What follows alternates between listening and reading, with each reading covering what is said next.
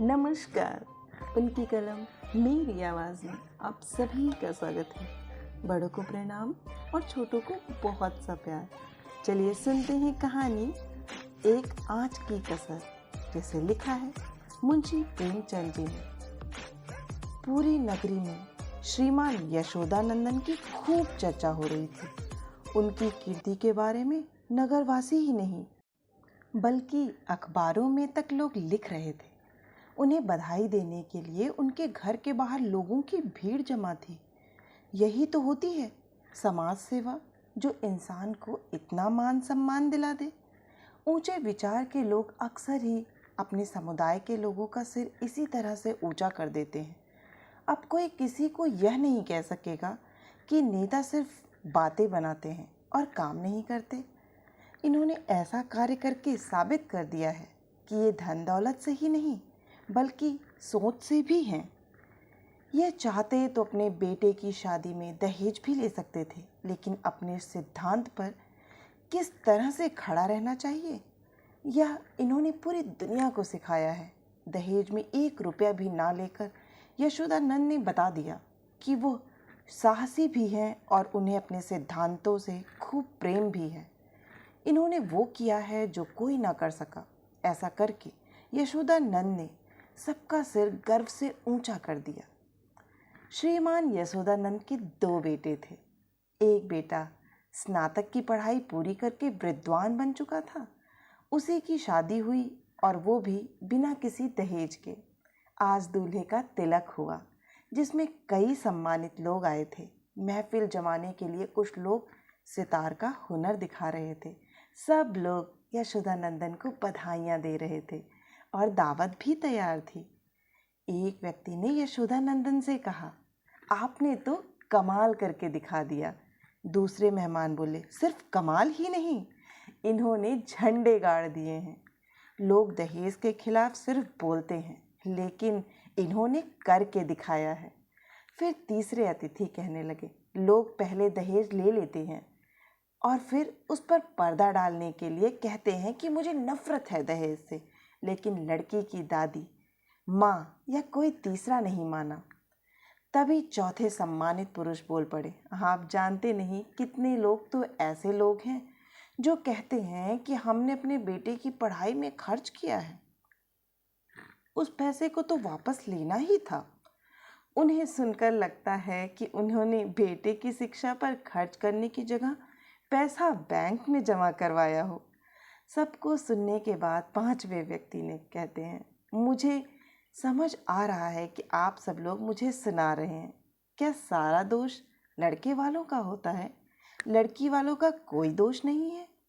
यह सुनते ही बात को शुरू करने से पहले सज्जन ने पूछा, इसमें लड़की वालों का दोष कैसे? सिर्फ इतना कि वो लड़की के परिवार वाले हैं। दूसरे मेहमान ने भी 5वें से सवाल किया, हाँ, सारा दोष भगवान का है, उसने लड़कियों की रचना की है। क्यों? तभी 5वां व्यक्ति बोला, मैंने ऐसा नहीं कहा कि सारा दोष लड़की वालों का है, लेकिन लड़की और लड़के वाले दोनों ही बराबर के दोषी हैं।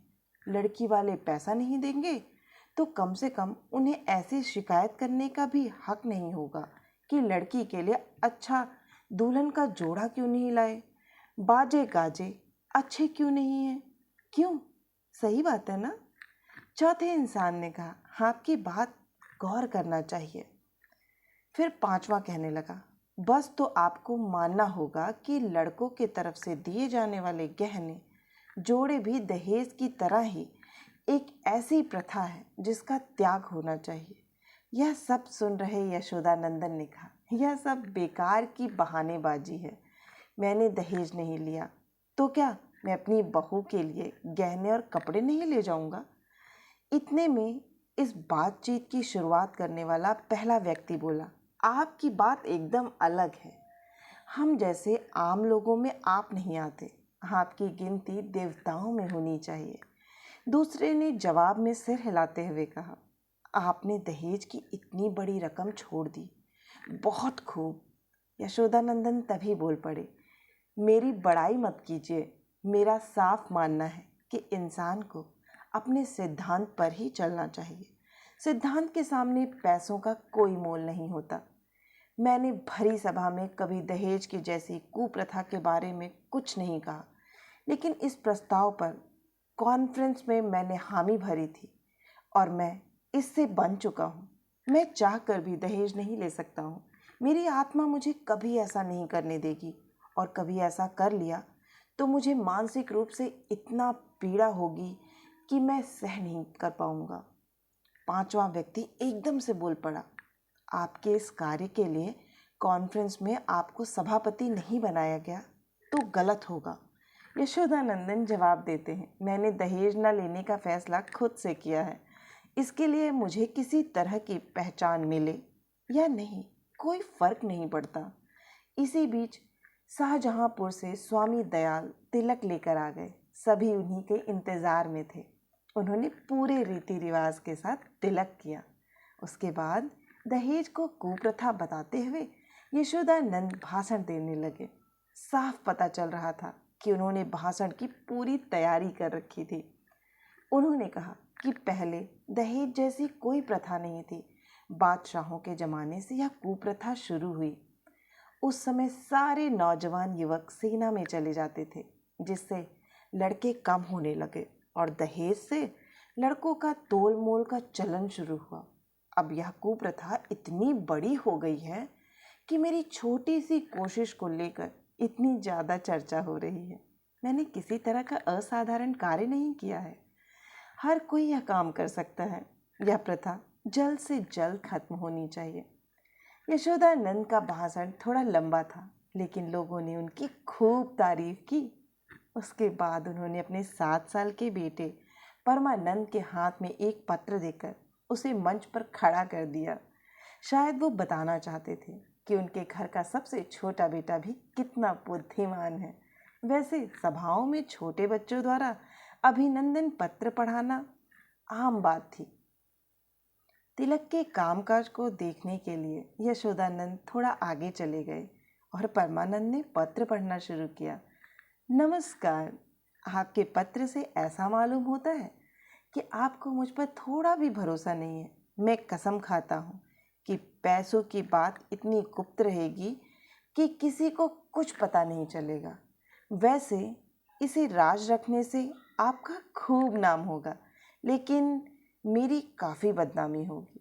अब इस लेन देन को गुप्त रखने से मेरी जो बदनामी दुनिया में होगी, उसके लिए आप 25 में से 5 कम करने की मुझ पर कृपा करें। भले ही यशोदानंदन दूर था, लेकिन उसके कान में 25 से 5 कम करने वाली बात पड़ गई। यह सुनते ही वह दौड़कर अपने बेटे के पास गया और कहने लगा कि नालायक, ये क्या पढ़ रहे हो? यह तो कुछ कानूनी कागज है।